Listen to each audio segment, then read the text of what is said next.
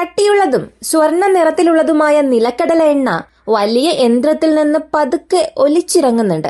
എന്നാൽ ഇതെങ്ങനെ ഉണ്ടാക്കുന്നു എന്ന് ചിന്തിച്ചിട്ടുണ്ടോ എപ്പോഴെങ്കിലും? നിലക്കടല ഒരു മെക്കാനിക്കൽ ഗ്രൈൻഡറിനുള്ളിൽ ഇടുന്നു. ഇതാണ് തുടക്കം. അവയുടെ തവിട്ട് നിറത്തിലുള്ള തൊലികൾ ഭൂരിഭാഗവും നീക്കം ചെയ്ത് നേർത്ത പൊടിയാക്കി പൊടിക്കുന്നു. ഈ പൊടി ഇതുവരെ തയ്യാറായിട്ടില്ല. ഇതിനി വേവിക്കണം. ഒരു വലിയ കറങ്ങുന്ന പാത്രത്തിൽ ഈ പൊടിയിട്ട് ചൂടാക്കുന്നു. ചൂട് കൂടി വരുമ്പോൾ അതിൽ നിന്ന് നല്ലൊരു സുഗന്ധവും പുറത്തേക്ക് വരും. പാചകം ചെയ്തു കഴിഞ്ഞാൽ ഈ മിശ്രിതം ഒരു വലിയ ഉരുളിയിൽ അമർത്തി വയ്ക്കുന്നു. പിന്നീട് മുള കൊണ്ടുള്ള ഫ്രെയിമുകളിലായി ഇതിനെ വിഭജിക്കുകയും ചെയ്യുന്നു. ഈ ഫ്രെയിമുകൾ ഒരു ലോഹ പ്രസ്സിനുള്ളിൽ അടുക്കി വയ്ക്കുന്നു. ഇത് സാവധാനത്തിലും സ്ഥിരമായും അതിനെ അമർത്തുന്നു. ഈ സ്ഥിരതയുള്ള മർദ്ദത്തിന്റെ ഫലമായി ശുദ്ധമായ നിലക്കടല എണ്ണ പുറത്തേക്ക് ഒഴുകുന്നു. സംഭരണത്തിന് മുൻപ് ഇതിനെ ഫിൽട്ടർ ചെയ്യുന്നു. ശേഷിക്കുന്ന നിലക്കടല തവിട് പാഴാകില്ല. ഇത് മൃഗങ്ങളുടെ തീറ്റയ്ക്കായോ വളമായോ ഉപയോഗിക്കുന്നു. നിലക്കടലയെ സ്വർണ്ണ നിറത്തിലുള്ള എണ്ണയാക്കി മാറ്റുന്ന ലളിതവും എന്നാൽ കാര്യക്ഷമവുമായ ഒരു പ്രക്രിയയാണിത്.